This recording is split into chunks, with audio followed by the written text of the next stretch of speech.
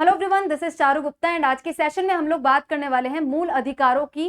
और मूल अधिकारों में आर्टिकल नंबर 16 से हम शुरू करेंगे। आर्टिकल नंबर 14 से 18 समानता का अधिकार हमारा चल रहा है। लास्ट सेशन में हमने आर्टिकल नंबर 14 और 15 को पढ़ा था, डिटेल से पढ़ा था। इससे पहले हमने कैरेक्टरिस्टिक में आर्टिकल नंबर 33, 34, 35 को पढ़ा था। उनको थोड़ा सा रिवाइज करेंगे, क्विक रिकैप लेंगे और देन उसके बाद हम लोग क्या डिस्कस करेंगे, हमारा आगे का आर्टिकल नंबर 16 डिस्कस करेंगे। ये चीज हमने पढ़ ली थी। ये अधिकार पूर्ण नहीं है, ये क्या है हमारे, एक सेकेंड, सीमित अधिकार है। ठीक है, पूर्ण नहीं है, सीमित है। इसका मतलब मैंने आपको बता दिया, हर अधिकार पे कुछ प्रतिबंध लगाए गए हैं। उन प्रतिबंधों को ध्यान में रख कर ही आप लोग क्या कर सकते हैं, इनका इस्तेमाल कर सकते हैं। कुछ अधिकार नागरिकों को और कुछ विदेशियों को प्राप्त हैं और कुछ अधिकार केवल नागरिकों और केवल नागरिकों को दिए गए हैं। मतलब कुछ नागरिक और विदेशी दोनों को दिए गए हैं, कुछ केवल सिटीजन्स को दिए गए हैं। केवल सिटीजन्स वाले कौन से हैं, 15, 16, 19, 29, 30। आई होप आपको अब तक याद हो गया होगा, मैं कई बार इसको बता चुकी हूँ। 15, 16, 19, 29, 30 केवल सिटीजन्स को दिए गए हैं, विदेशियों को नहीं दिए गए, नॉन सिटीजन्स को नहीं दिए गए। कुछ सकारात्मक है, कुछ नकारात्मक। जो कुछ करने की आजादी है सकारात्मक, जो कुछ करने से मना करे वो नकारात्मक। न्यायालय द्वारा प्रवर्तनीय है, न्यायालय द्वारा संरक्षित किए जाते हैं। सुप्रीम कोर्ट अंडर आर्टिकल 32 और हाई कोर्ट अंडर आर्टिकल 226। अधिकारों में संशोधन भी किया जा सकता है, बदला जा सकता है। सेंक्रोसेंट नहीं है, परमानेंट नहीं है, स्थायी नहीं है। ठीक है, स्थायी नहीं है मतलब संशोधित किए जा सकते हैं, बदले जा सकते हैं। तो कौन बदलता है इनको, संसद बदल सकती है। नेक्स्ट, आपातकाल के समय इन्हें निलंबित भी किया जा सकता है। किसके द्वारा किया जाएगा, राष्ट्रपति के आदेश से। बहुत इंपॉर्टेंट है, यहाँ पे किसका नाम आ रहा है, राष्ट्रपति का नाम आ रहा है। यहाँ किसका नाम आ रहा है, संसद का नाम आ रहा है। हर चीज इंपॉर्टेंट है, ध्यान रखना।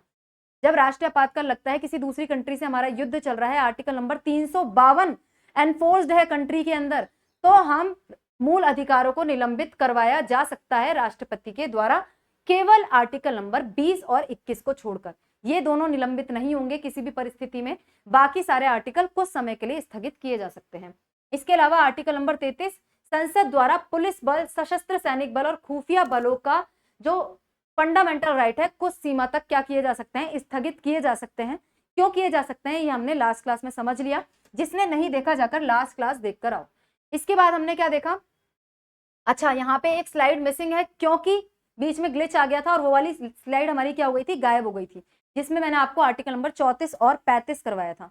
34 और 35 के अंदर क्या है, मैं लिख दूंगी वापस आप लोगों को, जब पीडीएफ मिलेगी ना तो आपको उसके अंदर ये चीजें लिखी हुई मिल जाएंगी। आर्टिकल नंबर 34 में क्या दिया गया था, मार्शल लॉ जिस एरिया में लागू है उस एरिया में जो फंडामेंटल राइट्स है उनको सीमित किया जा सकता है। मार्शल लॉ मतलब क्या होता है, सैन्य कानून। वहां पर जो प्रशासन है सामान्य प्रशासन के हाथों से निकलकर सेना के हाथ में चला गया है और सेना ने चीजें अपने हाथों में ले ली, तो उस जगह पर मार्शल लॉ लागू हुआ माना जाता है और वहां पे फंडामेंटल राइट्स को लिमिट किया जा सकता है अंडर आर्टिकल 34।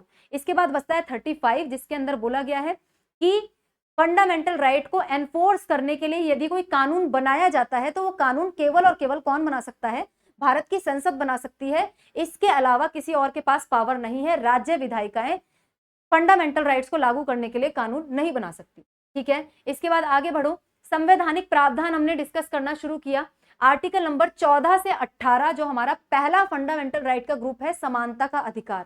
समानता के अधिकार के अंदर हमने पहला आर्टिकल पढ़ा, आर्टिकल नंबर 14, जिसके अंदर दो चीजें हमें देखने को मिलती है, विधि के समक्ष समता और विधियों का समान संरक्षण। ये याद रखना है, विधि के समक्ष समता यूके से लिया गया है, विधियों का समान संरक्षण, equal protection of law, equality before law, equal protection of law. ये क्या है, इक्वालिटी बिफोर लॉ, और ये क्या है, इक्वल प्रोटेक्शन ऑफ लॉ। ये दोनों क्या है हमारे, एक यूके से लिया गया है, एक यूएसए से लिया गया है।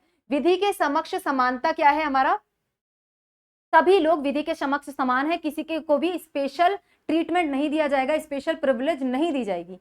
ट्रैफिक लाइट्स हैं, सबके लिए एक समान है। विधियों का समान संरक्षण मतलब कि सेम परिस्थिति में सभी के साथ कैसा, सेम व्यवहार किया जाएगा। यदि परिस्थितियां समान है तो समान व्यवहार, पर यदि परिस्थितियां अलग हैं तो अलग व्यवहार किया जा सकता है, इसमें कोई दिक्कत वाली बात नहीं है। विधियों का समान संरक्षण मतलब समान परिस्थिति में समान व्यवहार। आर्टिकल नंबर 15, राज्य नागरिकों के साथ, याद रखना है ये नागरिकों के लिए है, 15, 16, 19, 29, 30 नागरिकों के लिए।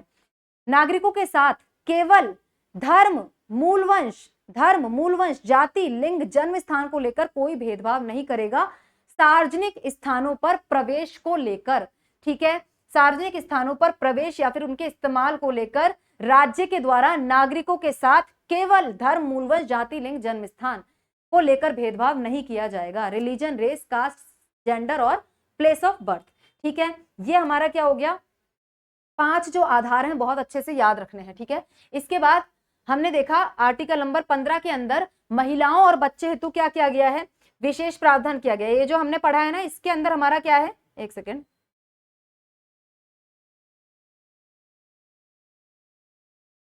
महिलाओं और बच्चों हेतु विशेष प्रावधान, मतलब कि